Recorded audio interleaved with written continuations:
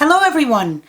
Today is July 24th and I finally have a nice bounty of jalapeno peppers. These are green, and if I leave them to grow longer, they will eventually turn red and have a sweeter and spicier taste. I'm going to let some of these grow longer just to compare the taste. Our local supermarkets never have red jalapenos, only the green ones. I tried using the seeds from the supermarket peppers, but they didn't germinate. Most likely because the green jalapenos are not fully mature fruit. They need to turn red and then the seeds will be more likely to germinate. But I never see the red ones. So I bought myself a packet of seeds. These are labeled as mild jalapenos. The instructions say to plant these 6 to 8 weeks before the last frost date. So I started these indoors in April. I used an organic seed starting mix and planted the seeds in these small 3 1/4 inch nursery pots. 9 of them fit very nicely into a 10-inch by 10-inch drip tray. I initially planted only 4 and they all germinated, and then I decided to plant some more. It's really easy to plant. Just poke a hole in the soil and put 2 seeds in each hole. Why 2 seeds? Just in case the seeds don't all germinate. And then, if both seeds germinate, you either thin out the weaker plant or you can try to separate them and replant them as 2. Here you can see 2 seedlings coming up. It took about 2 weeks for the seeds to germinate.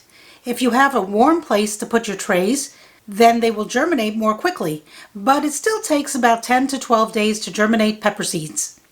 If your house is cool, then put the trays on top of the refrigerator or in a warm sunny window or near some appliance that's generating heat, and this will help speed up the germination process. Pepper seeds need to know it's warm enough before they decide to wake up. The seedlings stayed indoors through the rest of April and May, and now it's June 1st and all danger of frost has passed. I've been taking these outside for the past 2 weeks during the day to get them acclimated, so now these are ready to be transplanted outside. I'm going to plant these in fabric grow bags on the deck rather than in my outdoor garden. I have sweet bell pepper plants growing in the outdoor garden, and I don't want these jalapenos to cross-pollinate with those, or I might end up with sweet jalapenos and hot bell peppers. Although that might be interesting, that is not the plan. These grow bags are made from a breathable fabric and they're holding up really well. The water drains out from the bags, so it's really impossible to overwater using these grow bags. I filled these bags with a mixture of peat moss, compost, and vermiculite as suggested by Mel Bartholomew in his square foot gardening book. These grow bags are 2 feet by 2 feet each, and since there are 2 of them, it's 4 feet by 2 feet or 8 square feet. I watered the soil in the grow bags, then I made a hole in the soil and put a handful of Epsom salt and a little bit of worm castings. Both of these are helpful in growing peppers and tomatoes. And then I planted 1 plant in each hole.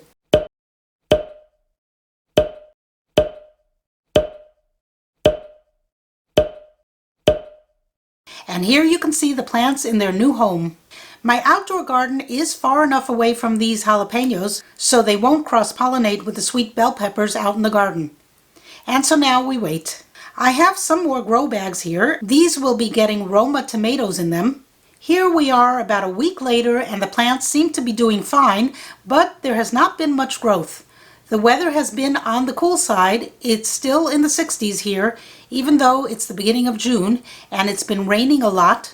But as soon as the weather turns warmer, I know these plants are going to love it and start growing even faster. Alright, now it's June 21st. I transplanted these plants 3 weeks ago and they're really growing very quickly. I set the plants up with a homemade drip watering system that I made out of plastic bottles, and they seem to be doing quite well. Some people prune their pepper plants to get them to grow bushier. I topped 2 of these just to see if it would make a difference in the yield. But they're all growing pretty bushy, not tall and lanky, so I don't think it was really necessary on these. Sometimes if you have a pepper plant that's growing tall and not spreading out, and you want to get it to branch out more, then you might want to prune it on top. It's called topping the plant. I didn't see much of a difference between the 2 I topped and the others. They all seem to produce about the same amount of peppers. Now it's July 6th and you can see some white flowers on this plant. And here are some small jalapeno peppers starting to form. Now it's around 10 days later, July 15th, and the peppers are growing nicely.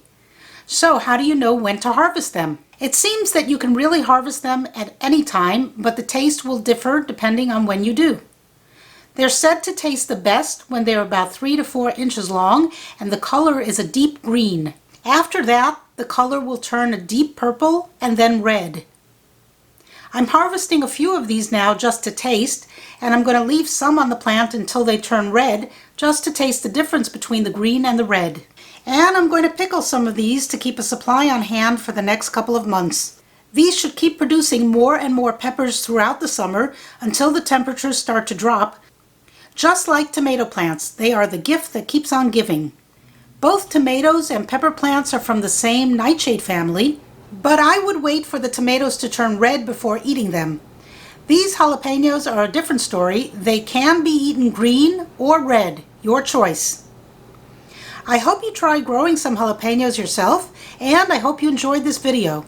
Thanks for watching. Bye!